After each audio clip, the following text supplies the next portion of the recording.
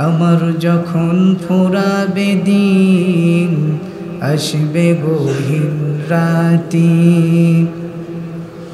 আমার যখন ফুরাবে দিন, আসবে গহীন রাতি। থেকো প্রভু এ জীবনে ওয়ে চির সাথী, আসবে গহীন রাতি। বালাগাল উলা বিকামালিহি, কাশাফাদ দুজা বিজামালিহি, হাসনাত জামিউ খিসালিহি, সাল্লু আলাইহি ওয়া আলিহি। সূরা মুহাম্মাদের ২৬ নম্বর আয়াত। এই আয়াতের শানে নজুলে আমরা যেতে চাই। এই আয়াতের শানে নজুল, সূরাটি মদিনায় নাজিল হয়েছে। মুনাফিকরা আল্লাহর বিধান অস্বীকার করেছিল।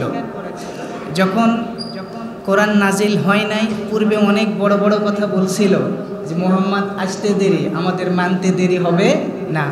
কিন্তু যখন আয়াত নাজিল হলো, আল্লাহর বিধান আসলো, তখন তারাই বেশি বিরোধিতা করে বসল।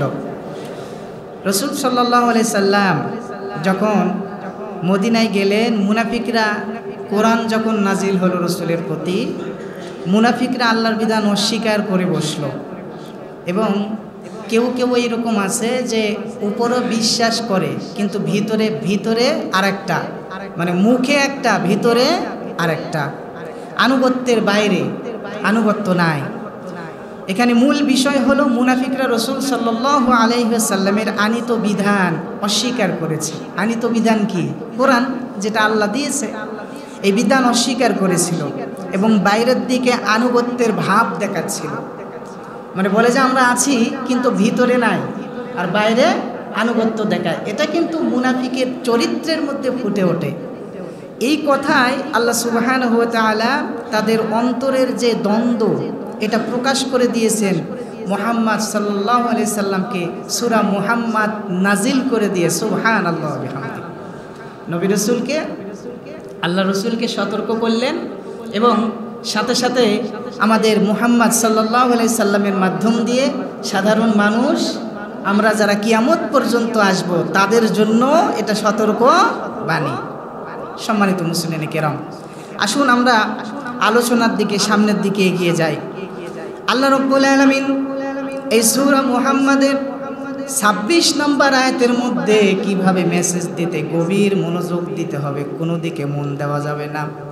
আল্লাহ বললেন, দালিকা বিআন্নাহুম ক্বালু লিল্লাযীনা কারিহু মা নাযালাল্লাহু সানুতিউকুম ফি বা'দিল আমর। আল্লাহু আকবার।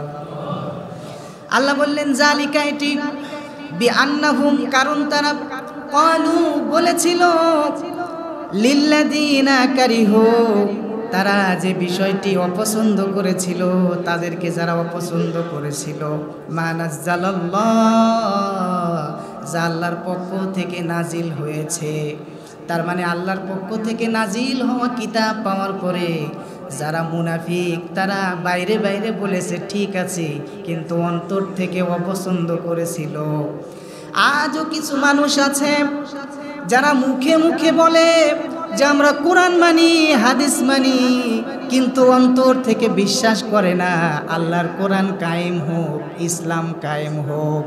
এটা অন্তর থেকে বিশ্বাস করে না, কারণ ইসলাম যদি কায়েম হয়ে যায়, সে যে অন্যায় কাজ করে, অবৈধ ইনকাম করে, এই ইনকাম, অন্যায় কাজ তার বন্ধ হয়ে যাবে। তাই ঠিক কিনা বলেন?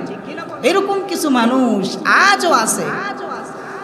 আল্লাহ রাব্বুল আলামিন ওই সময়ের কথা বললেন, সানুতিউকুম ফি বা'দিল আমর।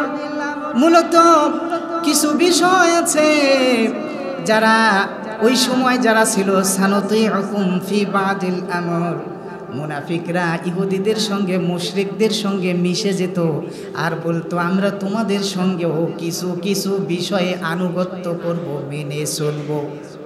এদিকে এসে মুসলিমদের সঙ্গে মিশে বলে যে আমরা আছি, আমরা আপনাদের সঙ্গেই আছি, আর ওইদিকে গিয়ে বলে দুইটাই মেনটেন করতে হয়, তো একটু একটু করে আসি, তোমাদের সঙ্গেও আসি, তোমরা চিন্তা করিও না, মূলে তোমাদের সাথেই আসি। এইভাবে মুনাফিক যারা, এরা ইসলামের যুগে যুগে সবচেয়ে বেশি